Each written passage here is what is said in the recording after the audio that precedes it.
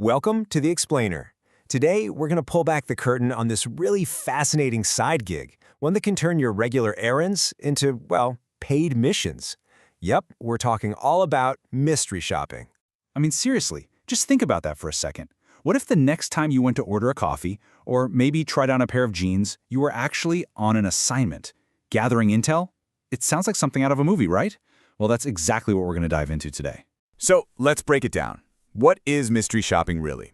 Well, at its core, it's basically a quality control tool. You know, businesses hire regular people, just like you and me, to go in and pretend to be a normal customer. Your job is to just observe everything. I'm talking from how clean the store is to how friendly the staff are. And then you just report back on what you saw. But that kind of begs the question, right? Why would a business pay someone to do something that customers already do every single day? Well, the answer is pretty simple. It's all about getting a totally unfiltered, honest perspective. Look, managers can't be everywhere at once, right? And sure, a regular customer might leave a nasty one-star review if they're mad, but they almost never give the kind of detailed, structured feedback that a company actually needs to, make real changes. A secret shopper, on the other hand, they're like a secret agent, providing that on-the-ground intelligence that helps businesses get better. All right, so let's say your interest is piqued. You're thinking, okay, this sounds cool. So how do you actually get started? Let's treat this next part as your pre-mission briefing, everything you need to know to enlist. Okay, getting started really just boils down to two big steps. First up, you've got to find a legit company, an agency, that connects you with businesses. Think of them as your mission control. And this is super important because, let's be real, the internet is full of scams. Then, second, you need to build a really strong profile that basically tells them, hey, I'm the right person for this job. So your first move is finding a company you can trust. You're looking for the established players, the ones who have a good reputation, pay on time, and have really clear rules. Some big names to look for are MarketForce, Bestmark, and a company literally called Secret Shopper. They're a great starting point for your research. And here's a huge tip.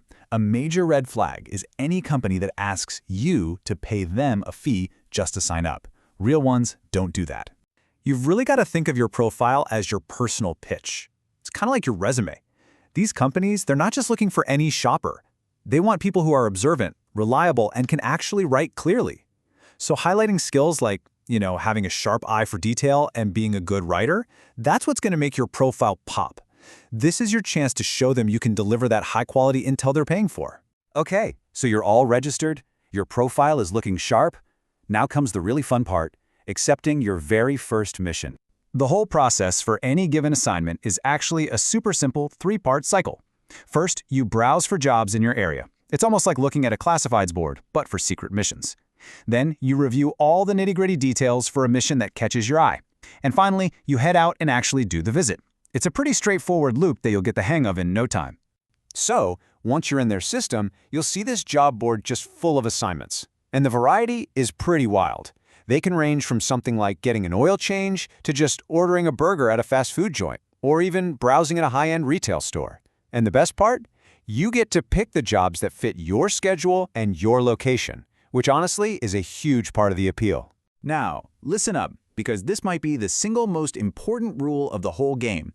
Your mission brief is your Bible. Seriously, it tells you exactly what you need to do.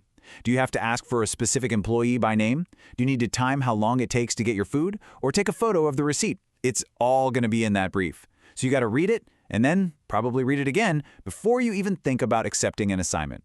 And here we go. This is the really fun part. You get to go to the location and just act normal.